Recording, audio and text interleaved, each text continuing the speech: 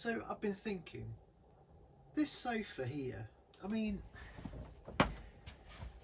it's all right, but it's quite small, it's quite short, it's not that comfortable.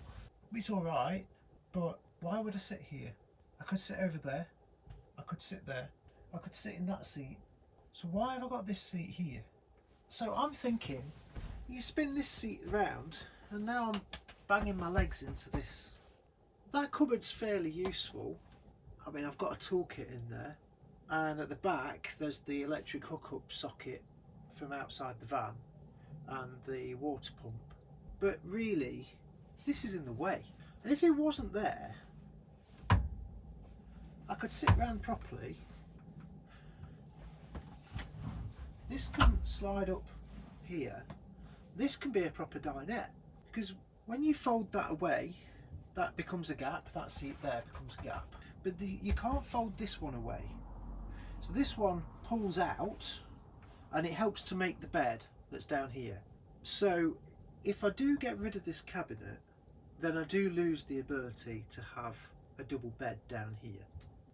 So it wouldn't be a 6-berth anymore, but we've used that once and I can't really see us using it again. So we've got the bed up there, and we can make a bed at the back of the van. So that's 2 beds at the back, like a double or 2 singles, and a double drop down from the ceiling. So for what we use it for, I don't really need that, do I? And if it wasn't there, I'd be able to sit around here a bit more comfortably, and I'd be able to slide this a little bit further forward. I need a table coming off here, either attached to there or a freestanding table, and that would make this a proper dinette. We'd be able to continue to use a lounge at the back of the van, and when you're preparing meals you can prepare this without having to prepare a table around your lounge. So that would be one good thing. But the other thing, I sometimes work when I'm away in the van.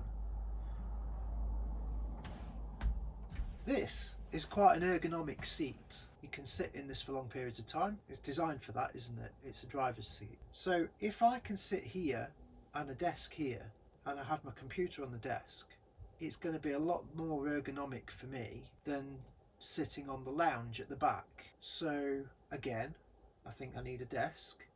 It needs to be fairly high, it needs to be above my legs, so it needs to be up here. But what I don't really want to do is drill loads of holes in the wall, in the floor and in the wall. I don't really want to do anything that I can't reverse.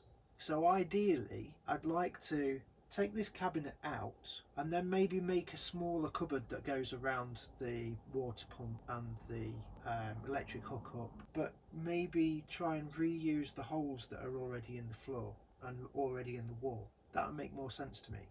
So I'm going to put these cushions away and I'm going to have a look to see how much of an issue that would be.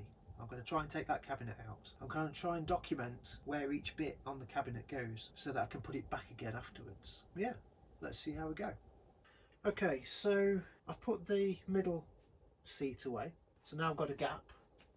We did have a shoe box crate there for putting shoes in, so we'll have to think about somewhere to put that. These are the bits that I used to store in this cupboard, and again I will need to find somewhere to put those. This isn't a plan without flaws, but I still think it needs to go. I don't think I mentioned before, so this is a Swift Escape 674. So the layout of this van is front dinette, kitchen, bathroom on that side, and then a U-shaped lounge at the back. So I'm going to try and dispense with this. Take this carpet out of the way.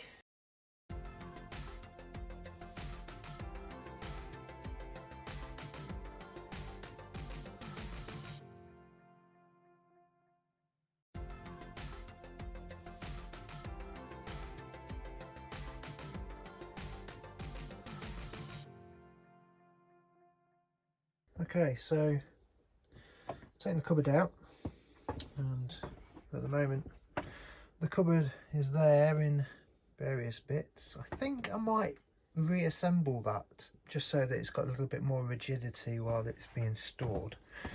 Don't want it getting damaged. Well, what have we left with? So there's 3 holes in the floor there. That's where the latch plate went for the lock. Well, there's another one there, and there's one there. There's one there in that wall. There's one in that wall there. There's a couple of marks there. I don't know if that's... There might have been one in there. I can't remember. Oh, there's another one there. So there's 1, 2, 3, 4, 5, 6, 7, 8. And there's one there in that floor there. Not a massive amount of holes, to be fair. That's a bit unfortunate, isn't it? But that's where it's been rubbing, isn't it? They boxed this out, so there's a gap. I don't understand that. I don't understand why that can't be on there. I'll have to have a look in there and see if there's anything in there that would explain that.